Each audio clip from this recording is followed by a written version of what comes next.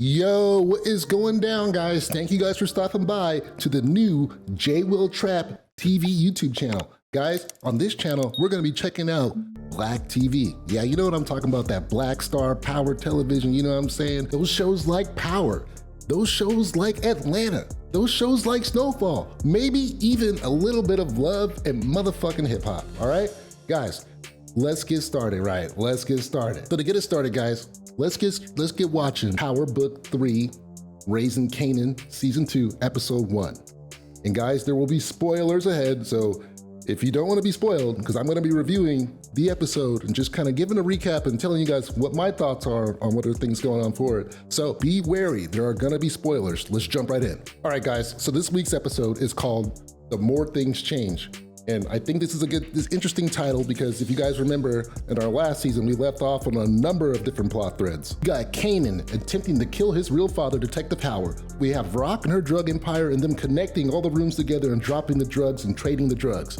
Famous trying to grow his career. We got Marvin getting ratted on by Tony and getting picked up by the cops. We got Rock's love drama with Symphony. We got Rock's war with Neek. Start off with a monologue from adult Kanan and we zoom in on the beach. We come up on Kanan, he's sitting on the beach thinking, and Rock walks up behind him. And it's really interesting to see how she is nurturing Kanan to kind of become this character that we see in Power in the original series of Power. We move to the next scene, which takes us back to a hospital in New York. We can see that Detective Howard has made a full recovery from being shot by Kanan. He seems to be really concerned with the ring, and I might need to go back and watch season 1 to figure out what ring he's talking about, but he's very upset and he's just meandering around the hospital room. We switch outside of his room to a doctor and his partner, Shannon Burke, and she's just kind of wondering about his memory and if it's gonna come back, and here we are told by the doctor that according to them, Howard doesn't have any memory of being shot by Kanan. Howard doesn't remember anything from the night. Burke presses him, but the doctor tells her that it is a complete miracle that his cancer is going into remission and that he survived this gunshot wound. She decides to kind of let it go, and he comes out and she wheels him out the hospital where he gets kind of a hero's welcome as he's leaving the hospital. We jump back to Kanan. Kanan is wherever he is laying low, and I don't think they mention where he actually is at all in the episode. Maybe they do back in season 1. But we're here and he's talking to some of his younger family members, and they're joking about how Kanan's going back to New York, and when they get older, they're gonna go to New York and kind of get into some of the same lifestyle. Kanan actually says that he kind of prefers, hanging out here, and he enjoyed kicking back and kind of laying low and thinking about his whole life. We then switch to a scene in the kitchen where Rock is talking to her sister, Deborah. Deborah wants to keep Kanan. She wants to keep him here locally and enroll him in school. Rock, of course, is totally against this. She says that he's his mother, Kanan stays with her, and she will protect him and keep him safe. Deb pushes back and starts to get into a story about her and her mother, her father, their father and their mother, and how they were moved down here, or how they were planning to all move out here. But we don't get this full story because Kanan walks up and the subject is immediately changed. Deborah thanks Kanan for staying, tells him that she wished he stayed longer, and Kanan actually says again that he does wish he could stay longer too. Jukebox is mentioned, and they wish her well, and they ask Kanan to tell Jukebox to let them know that the family misses her and they want to see her. So now we're back in New York in the suburb area. Well, I wouldn't call it a suburb. We're back in New York on the streets, and Jessica and Lou, they're there arguing as usual, just how they were all last season, and they're arguing about Famous and his music. Lou is saying that Famous needs to lay off the weed and focus more on writing, while Jessica is saying that Famous wants to get on the beats. But Lou says being on the wax is expensive and he doesn't want to pay for that unless he sees some real creativity coming out of Famous. They proceed to keep arguing. Lou tells Jessica that she isn't being a good girlfriend and she isn't there for him, and then he speeds off. Right as Lou speeds off, he pulls up to a red light where he sees a beautiful young woman listening to one of his beats. It's the same beat as Famous's song, but different lyrics. A woman singing some amazing vocals over the track. Lou tries to get her attention, but she's so focused in on the music and singing that she doesn't even look over. She drives off. Lou speeds after her and literally pulls right in front of her so she can't keep going. She gets enraged and she's yelling, screaming, cussing him out, asking him, why is he doing this? Lou tells her she sounds really good, tells her that's his music she's playing and singing to, and gives her his business card. He takes the business card, looks a little upset, but it looks like she's indeed gonna call him. Now we finally come over to Laverne. She's over here in a cemetery, and I want you guys to know, Laverne, Jukebox, this is my absolute favorite character in this entire show. I was totally in love with her arc from the first season with her lesbian girlfriend Nicole, and you know how she passed away, and you know just her struggles with her parents and just trying to have that identity, and you know just that sweet video of them singing in the store on the VHS tape. It just reminds me of my childhood. I just love those scenes with Laverne. We get to see that she is still very traumatized by Nicole's death, and she's visiting her grave. We get a moment to see that she's still having a lot of trouble, and then we cut to another scene. What's interesting about this scene is so far we've seen that most other characters have made a good amount of progress from where they were in the last season, but Laverne is still heavily traumatized with what happened to Nicole and her death. So now we come in on Rock's Range Rover as it's driving through the countryside on its way back to New York. We get some more narration from adult Kanan, who's kind of talking about how he was totally shook up from this whole process and having to shoot his father. And he talks about how you never get used to these things unless you just keep doing them until you don't feel them anymore. And we can kind of see how he's starting to go down that path to get to adult Kanan that we see in the main series. Kanan talks to Rock, and he's worried about going back and being recognized by Howard. Rock assures him that the hospital folks are saying that Howard doesn't remember a thing, and if he did bring up something now, that it would, the time that has passed, it would be too long for him to be able to assert that it was Kanan who indeed shot him, and no one will believe her. We finally get to run into Marvin. We get to see Marvin, who's leaving court. He's speaking with his lawyer about the whole Tony situation. Remember in the last season, she became an informant and pointed him out, and the police picked him up. The lawyer lets him know that the case is dead because Tony skipped town, but they still have some dirt on him because they picked him up with reefer. Marvin gets upset, and it's kind of funny. Social commentary says that the reefer shouldn't even be against the law, and he should be free. The lawyer tells him that all he needs to do is anger management courses, and this will settle his debts with the court. Marvin agrees, and we move to the next scene. Now we get back to Howard and Burke. They just got to Howard's house. Looks like Howard hasn't been here in a while. He starts complaining about how he has to clean up and go through a bunch of different bills. Burke is, being a good partner, helping him get into the house, and she spots a case file on Kanan Stark. She then begins to kind of push Howard to kind of see if he can remember who shot him, but Howard assures her that he's only thinking about moving into the future and becoming the best version of himself, and that he does not know who shot him. Burke continues to press and says that homicide doesn't have anyone, and it's really important that we find out who this is because that guy's still out there trying to get you. And then Howard again pushes back and says, look, I'm sorry, I don't remember anything.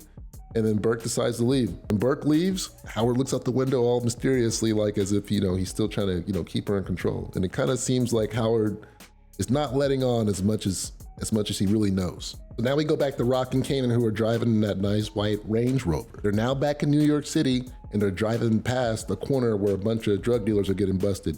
Raquel recognizes Worrell, and if you guys remember Worrell, he was Neek's right-hand man, and he attempted to kill Lou last season. Rock says the corners are dead, and she kind of laughs as she drives by. The next scene switches, and we're walking into some projects. Rock is talking about her new operation. She points out how they're all in the buildings and how there's men all up on the tower watching and keeping cops away. She takes us into the project building, and we can see the tenants are all aware of who Rock is, and they allow Rock and Kanan to ride the elevator before them alone. Kanan asks, hey, how come no one got into the elevator? And she says, why don't you go ask them? Ask them. But you can tell, these people, they respect Rock, they bow down to Rock, they know that she's the queen, they know she's in charge, and they give her free reign to do whatever she wishes inside these buildings. Now I'll get back into another monologue where adult Kanan kind of narrates what's going on in the building, and he kind of gives us the ins and outs of this new operation. He lets us know that the drugs can now move all the way down to the bottom floor. There are multiple drug rooms. The tenants are all being paid off, and the authorities are being paid off as well, which essentially means that Rock owns the entire building, has complete control of this entire building. We get to see the people from the streets inside the building doing drugs, and it's just a drug marketplace, and it kind of implies that this is kind of the start of where people moved off the corners in New York and started doing drugs inside public housing buildings and etc. They also They also tell us that because all of this stuff is off the street, the cops do not care, and this is why she's making so much money and is so successful. They walk into a room at the end of the hallway, and we finally get to see Kanan reunite with Marvin. It's a funny scene. Also get to see Kanan catch up with Scrappy. Something I noticed about this scene is it looks like Scrappy has a lot more respect from Kanan. If you remember back in season 1, Scrappy didn't really like Kanan. He thought they were trying to move Kanan up past him and then kind of push him out the gang. Seems like Scrappy's kind of over that, and they're all good. I like the progression and chemistry between the characters. We then switch to a scene inside of a prison house where we see Neek being walked into a cell by a CO. The CO is upset because he's surprised that Neek is being released pretty soon, which Neek, kind of shines him off and kind of laughs at him and says, yeah, man, fuck you. We switch back to Laverne, and she's in a room looking through some old personal effects, and she pulls out a shoebox from her closet, and she goes through some old photographs. One that kind of catches her eye is one of her mother, Kenya. She looks at the photo and turns it over and just, looks, and we get to learn that her mother's name is Kenya. I don't think we got the story on what happened to Kenya. I'm interested in knowing. Let's continue Laverne's story. We get another scene with Kanan and Marvin and Rock. We get another scene with Kanan, Marvin, Rock, Scrappy, and the gang. Kanan goes over the operation, talking about, how they speak in code and how they're doing business at this point. Scrappy does a report to Rock, and he kind of tells her there's a lot of tenants complaining about a number of things in the building, sanity issues, them being too loud on the top floor, etc. Rock comes in as a perfect leader, and she says, okay, we're gonna start cleaning up the building. We're gonna pay the tenants. We're gonna take care of their groceries. We're gonna get their medicine and stuff like that. Basically giving them just a little bit more money to kind of keep the whole thing going and keep everybody quiet about the operation. At this point, we see Lou walk in late to the meeting, which really agitates Rock. Rock chastises him a bit, and then they start to get into the business and how they want to expand and franchise to other buildings. He brings up that she wants to bring in Worrell, the guy that we seen earlier get him busted on the street. She wants to bring him in for a conversation. Everyone else, Marvin, Scrappy, Lou, they immediately talk about how they want to, drop him, kill him, drop his body, etc. Rock says no, there will be no body dropping because she doesn't want the 5-0 on their trail. Rock implies that if we can keep Worrell and get him onto our side, that it'll make it difficult for Neek to get more control when he gets out. She also asks Scrappy to stop gambling, and then adult Kanan goes into a monologue and starts to talk about how Scrap has a huge gambling problem, but he's really good at it. We get to see a little flashback scene that's pretty funny where Scrappy and Marvin bet on how many French fries are inside of a Mickey D's box carton. It looks like Scrappy wins and Marvin loses. It's a pretty funny scene. Before we end the scene, Rock chastises Lou one more time about being late, and Lou changes the subject and says he's gonna go and greet his nephew and goes over to give Kanan a hug. Next scene looks like it's at Juke's house where we finally get to see Kanan and Juke reunite. They seem to be in really good spirits together. Seems like Juke has forgiven Kanan for leaving the drugs that were left in her backpack that ended up killing Nicole last season. Kanan talks about how he enjoyed his time laying low and about how Aunt Deborah asks about how Juke was. Juke says that she needed to stay here to think things over and move through that process, but she also says that she doesn't know if staying here actually did much help to kind of help how she felt and the pain from losing Nicole. We go back to Detective Howard's house where he's sitting with Kanan's case file, and he's just looking very intently, and we start to wonder, does this man really not remember that Kanan shot him? To us, looking at this scene, it definitely seems like he knows who the perpetrator was, but he says nothing.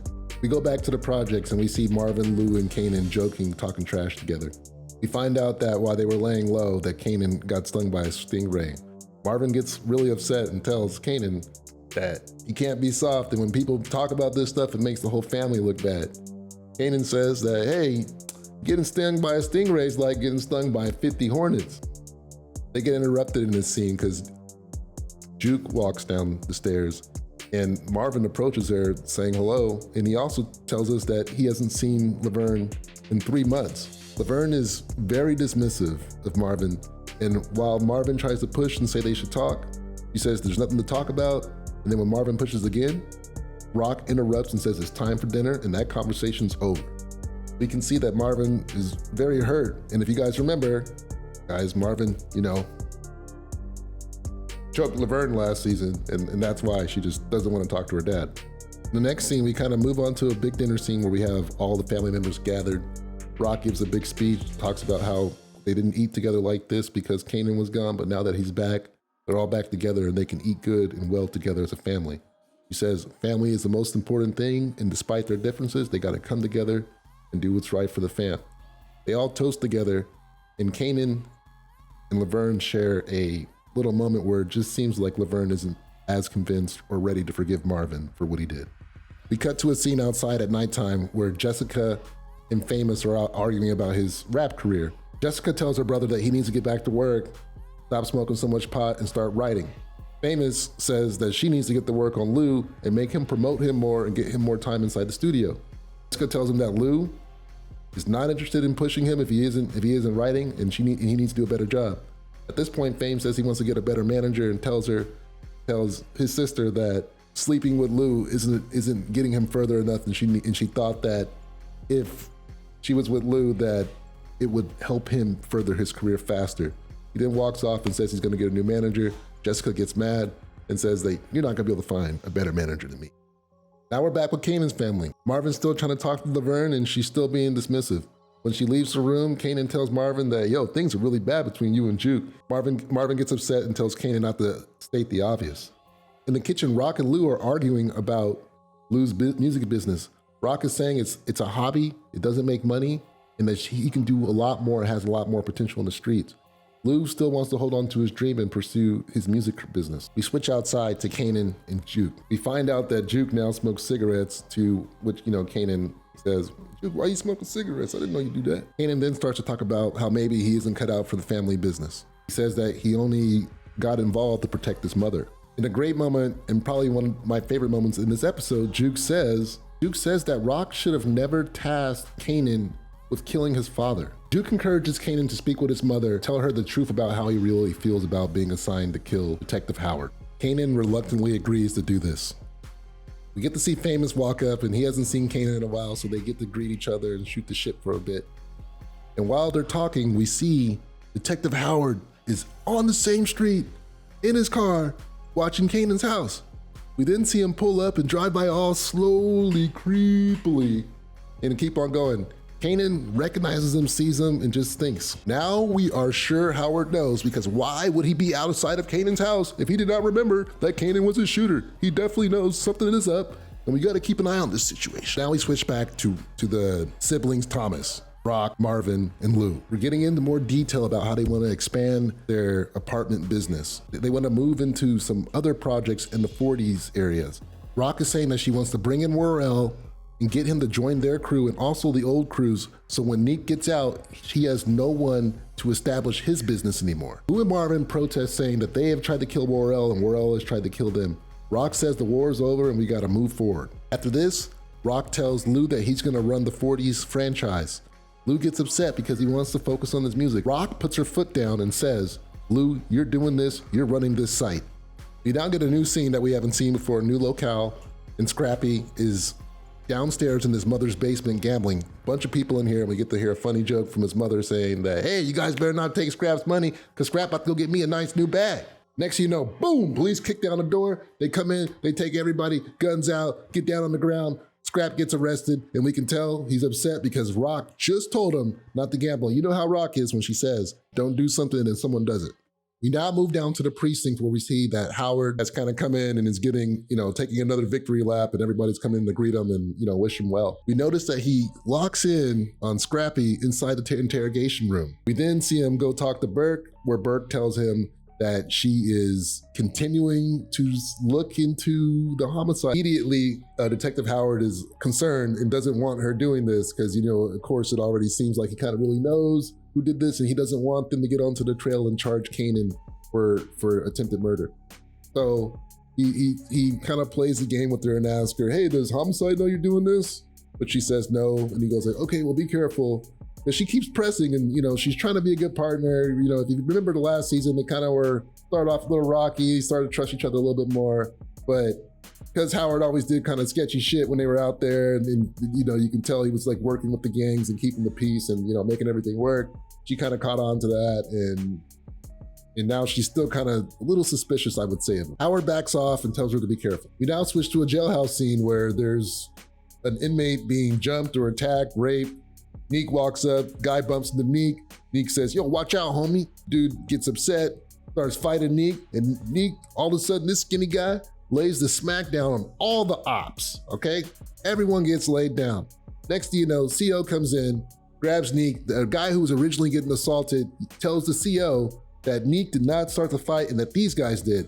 CO pulls Neek away, and we don't see what happens. Symphony is talking to Kanan and Rock, and they're talking about, you know, the events that led up to, you know, Kanan going into hiding, and they talk about how when they drove out there, Kanan, you know, had his hands inside of a big bag of Cheetos and they were fighting over it. It's a funny scene, and it's good to see these guys go back and forth, especially if you remember last season, these guys didn't really get along until the very end of the season where, you know, Kanan started to trust Symphony more, and it's good to see this kind of chemistry continue. We switch to the studio where we see Famous, Crown, Lou, and Jessica talking about Famous's career and how they can move it forward. Jessica thinks that Lou needs to put more promotion into, and Lou disagrees. He says that Famous needs to work harder and do a good job of being a rapper. Jessica goes back, and Crown actually agrees with Jessica, saying that, yeah, maybe we could have, you know, did a little bit more marketing. Lou gives him that kind of, don't you know I'll kill you look. And then Crown is all like, well, actually, you know, we don't really have a lot of money. But then Lou says, no, we do got money, but we got to put it into the right place, have the right priorities. And then he brings in and introduces them to his new artist, Zisa, same girl we met earlier. He takes her into the studio, and immediately Famous freaks out. He says, who is Zisa? Who is this chick? Who is she? Because he knows that he's about to get, you know, he knows that he is not about to be the top artist in Bulletproof Records anymore. Before the end of the scene, we get like a weird kind of connection of eyes between Crown and Jessica. And it's just kind of weird but more on that later. We go back to the scene between Synth and Rock, and right now it's just Synth and Rock. They're outside the restaurant and they're just kind of talking. Synth tells Rock that he's really worried about Kanan, and that he really cares about Kanan, and he cares about Raquel, and he's saying that Kanan has a lot of potential, not on the streets, you know, but being, you know, a stand-up guy, and that she needs to kind of help him, you know, realize his potential and protect him.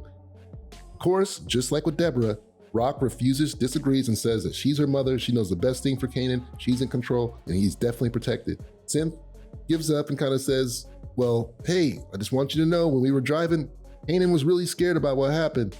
And before they can finish their conversation, Kanan walks up. They end the conversation on a hug, and it seems like Rock wants to listen to Synth, and she definitely still has feelings for him, but they're just kind of not in the right spot to get us back into some of those hot and steamy scenes we've seen last season in season 1. Well, now we come back on Marvin, and this is a pretty funny scene. He goes into anger management, and he tries to do exactly what his lawyer says. He tries to just go in, sign in, and then walk out. The administrator in the room, Miss Renee, she comes up to him, learns a little bit about Marvin, and tells him that if he tries to sign out and just leave, she will let the court know that he is not truly attending the sessions, and that will result in him going to jail. Eventually, Marvin decides to stay and avoid trouble with the court. But now we go back to the studio, and we see Ziza in the booth, and she is just really letting those pipes go Beyonce all up on that mic, bro. We see Lou. He's looking in really intently. I can't tell if there's an attraction there, if he likes her or not. She's looking back at him. But then this is where it gets interesting. Juke comes in. Lou asks Juke, hey, what do you think? And Juke says, you know, it sounds good. But then we see Juke look at her, and we know that Juke is lesbian. And so she kind of gives her the eye, and they start looking at each other. And I don't know where this is going now. Now we switch to a sex scene. First sex scene of the season. No, I don't know how you guys feel about sex scenes. Sex scenes are always interesting to me. Anyway, so we see the sex scene is from the back. We see Jessica's back, definitely Jessica, but then she gets off the person, and it is not Lou. It is Crown. And right now I'm just like, oh God, first death alert, first death of the season alert. This guy is dying first. I'm telling you, this guy, well, maybe not first, but as far as important characters to die, I'm betting this guy is going first, okay? And first thing Crown asks Jessica when they get done sleeping with each other is, what do you think Lou would do if he found out about this? And Jessica straight up tells him, Lou will kill your ass, right? He will kill you, right? Crown tries to say that Lou isn't smart enough. He doesn't know what he's doing. He can't run the studio without him, so he wouldn't kill him if he did find out. And Jessica tells him that Lou is smarter than what he thinks, and that he's a quick learner, which totally foreshadows his death, in my opinion. They then switch to another conversation about a job in LA. And Jessica says, you know, there isn't really not much left for me now here, so I might as well take the job. Lou tells her, no, you should stay here because you got this. And then he goes down south on her, and then that's how that scene is. Now we switch to the next scene. We're back at Kanan's house, Kanan and Rock's house, and Rock meets Kanan in his room with a glass of milk. She comes in, she kind of just wants to know what he's thinking, how he's feeling and stuff. And Kanan starts to get into that stuff he was talking to Laverne about. He tells her that he doesn't know if he's cut out for this. He was only doing it to protect her. He doesn't know if he's cut out for the family business.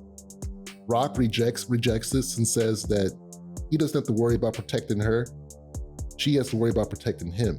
That's her job. He says that everything she's doing is for Kanan, and that he doesn't feel safe, then this is all for nothing. He says they're going to continue on and stay the path. So when I got out of this scene, this is kind of what this season is going to be all about. This is going to be the theme of the season, because see, we're seeing here that Kanan isn't running directly into being adult Kanan. He still has some second thoughts about killing people, killing his father. He doesn't want to kind of go down that path, but we know it's going to happen, right? So we'll see him kind of, I think over the season, we'll see as events go, eventually Kanan will kind of start to grow more into that personality and realize and kind of do more of what Rock wants him to do as far as getting more into the business. And we can see this struggle within Kanan on how difficult that's all going to be for him. The next scene, we switch and we see Meek exiting prison. He walks out the prison, looks like he has a lot on his mind, like he has work to do. And then what's even better about this scene is my boy Marvin is sitting there watching him get out, and he's just over there clasping his hands together like my boy Tommy. You know what I'm saying? So we already know, and I like this. It puts us ahead. We know our team is watching the ops. We know that Marvin has everything under control. And then the final scene, we get some heavy kind of monologue narration from your boy adult Kanan, and he's just kind of talking about how you gotta, let people know you still here.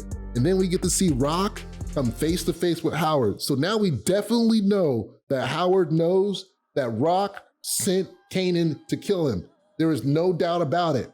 Because remember, it was kind of set up as if it was gonna be Meek, but no, Howard knows for sure that Rock is the one to send Kanan to kill him. And we're gonna have to wait till next episode to see what exactly happens between these two. All right, guys, hey, thank you guys for checking in with my new channel. I want you to hit that like, hit that subscribe, and pull that notification so you know when I go live or make a new video. Let's make this channel dope, guys. Leave your thoughts in the comments. I am hoping to get these videos out once a week. I get to watch Power on Saturdays. So if I can get everything done right and get into a good rhythm, I should be able to make a video every Sunday. If not, definitely on Monday, guys, okay? So let me know what you guys think about this new season. Let me know what you guys think about Power. Put it in the comments. Show your boys some love. Let's take this to the top. All right, thanks guys, peace.